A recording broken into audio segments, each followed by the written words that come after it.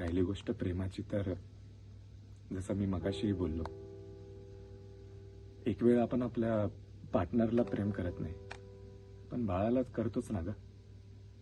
कारण की ते कसंही असलं तरी आपली जबाबदारी असते त्याच्याबद्दल.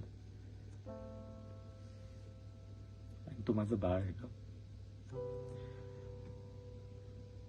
कदाचित माझी पद्धत चुकली असेल. मी I accept it and I am really sorry. पण मला तुला खरंच सांगायचं आहे की माझं खूप प्रेम आहे ग तुझ्यावर. मला खरंच खूप आवडते तू.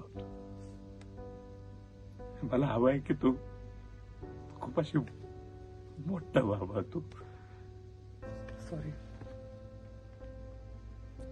म्हणजे खूप सक्सेसफुल व्हावं. That's it. अजून काही नकोय मला.